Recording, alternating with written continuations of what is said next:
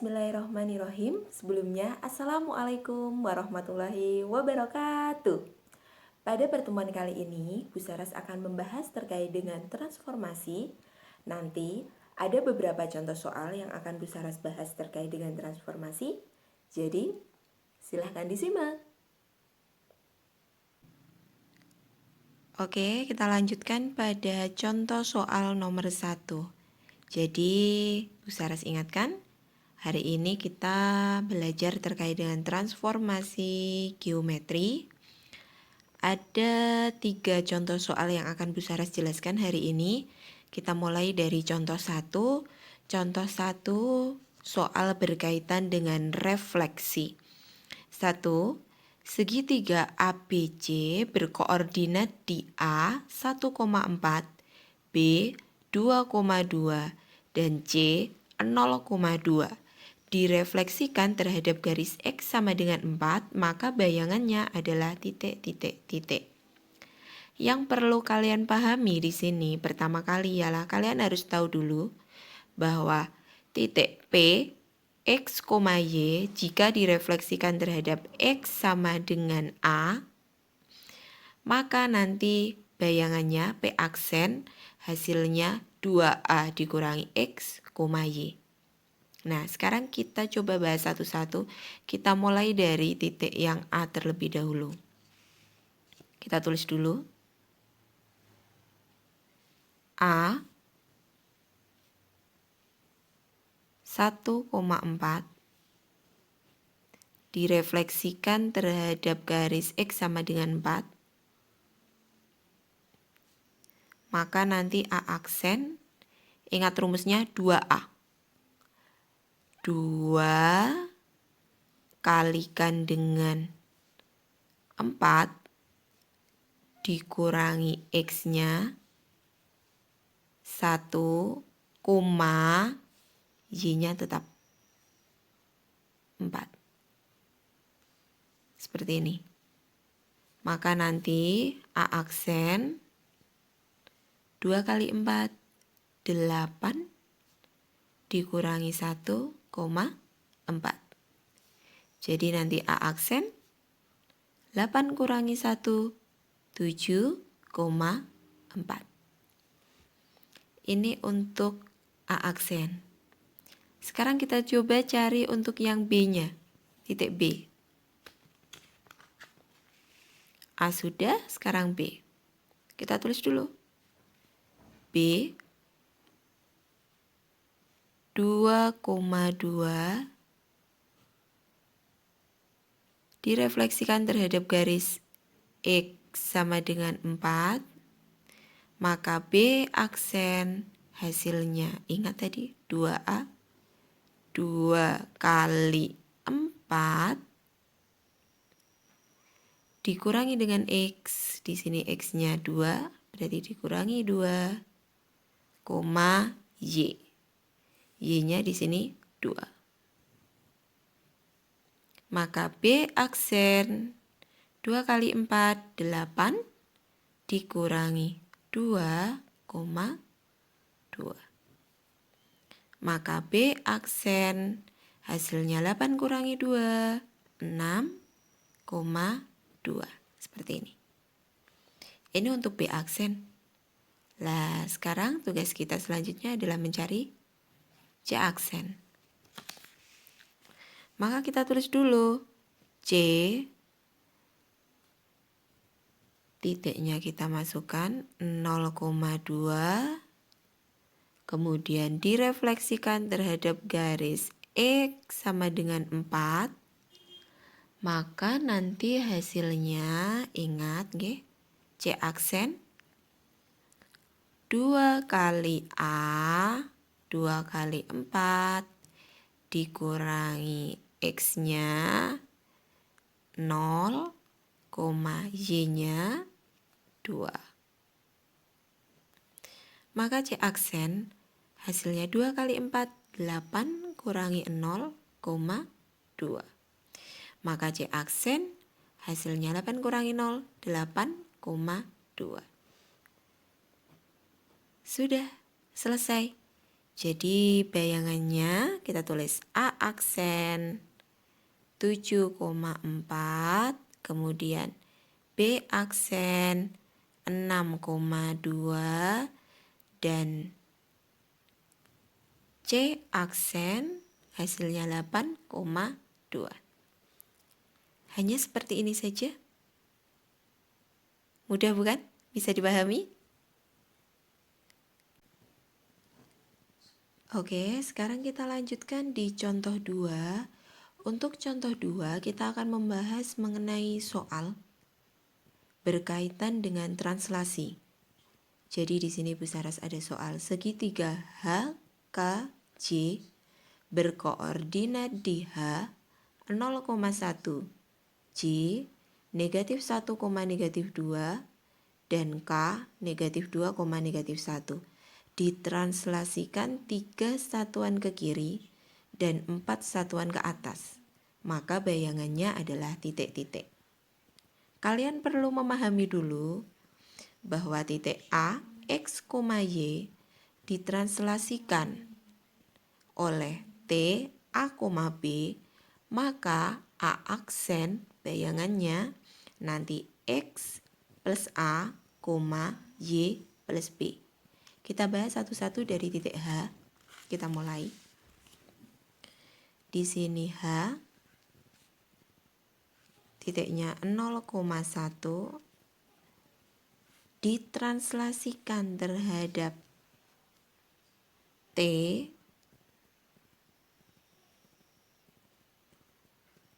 translasinya 3 satuan ke kiri. Ke kiri berarti negatif. Karena kanan kiri itu kaitannya dengan X, maka 3-nya ini di depan. 3 satuan ke kiri, ingat kiri itu negatif. Berarti negatif 3. Kemudian dan 4 satuan ke atas. Atas positif, bawah negatif. Atas bawah kaitannya dengan Y, maka kita tulis di belakang. 4 satuan ke atas, ingat berarti positif. 4 seperti ini. Maka hasil dari H aksen, ingat H 0,1 ditranslasikan oleh T negatif 3,4, maka H aksen, ingat rumusnya X plus A, X-nya 0 tambah A-nya negatif 3, Y plus B, Y-nya 1 tambah B-nya 4. Seperti ini. H aksen 0 tambah negatif 3, negatif 3, 1 tambah 4, 5. Ini untuk H aksen negatif 3,5. Sekarang kita cari yang kedua, yaitu J negatif 1, negatif 2. Kita tulis dulu J negatif 1, negatif 2 ditranslasikan oleh T, ingat masih sama ya, negatif 3,4. Maka hasil dari J aksen, rumusnya ingat X, X-nya negatif 1 tambah A, A-nya negatif 3, Y-nya ditulis negatif 2 tambah B. B-nya yang belakang ya, B 4. Kita hitung. J aksen negatif 1 tambah negatif 3, hasilnya negatif 4, negatif 2 tambah 4, hasilnya 2. Seperti ini. Ini untuk J aksen. Terakhir untuk K kita tulis dulu titiknya. Tadi K, titik K negatif 2, negatif 1 ditranslasikan oleh T negatif 3,4, maka hasil dari K aksen rumusnya masih sama, X plus A, Y plus B. Berarti X-nya negatif 2 tambah A-nya negatif 3. Kemudian Y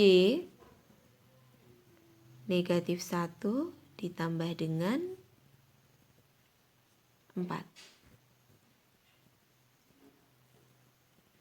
Sekarang kita hitung K aksen negatif 2 tambah negatif 3 negatif 5, negatif 1 tambah 4, 3. Jadi K aksennya negatif 5,3. Kita tulis bayangannya satu-satu. H aksen tadi hasilnya negatif 3,5. Kemudian J aksen hasilnya negatif 4,2. Dan K aksen hasilnya negatif 5,3. Hanya seperti ini saja, mudah bukan? Bisa dipahami? Oke, sekarang kita bahas contoh 3. Untuk contoh 3, soal berkaitan dengan rotasi. Di sini Bu Saras memiliki contoh soal segitiga PQR berkoordinat P 2,4, Q 3,1, dan R 6,1. Titik bayangan PQR pada rotasi 90 derajat searah jarum jam berpusat pada titik asal adalah titik. Tolong digarisbawahi, ada kata-kata searah jarum jam. Jika searah dengan perputaran jarum jam, maka nanti sudut rotasinya itu negatif. Jadi nanti di sini kita pakai ini P, A, B. Kemudian pada rotasi, karena searah jarum jam maka negatif ya. Pada rotasi O, negatif 90 derajat, P aksennya nanti B, negatif A. Seperti itu. Kita mulai dari P-nya dulu. P titiknya 2,4. Pada rotasi negatif 90 derajat, R, O, negatif 90 derajat, maka P aksennya B, negatif A. B itu yang belakang ya. B berarti kita tulis 4, negatif A. A-nya yang depan. 2. Sudah. Kemudian sekarang kita ke Q. Q 3,1 pada rotasi R, O, negatif 90 derajat. Maka Q aksen tadi diingat B, negatif A. B-nya di sini 1, negatif A. Negatif A-nya di sini 3. Ini untuk Q aksen. Kemudian R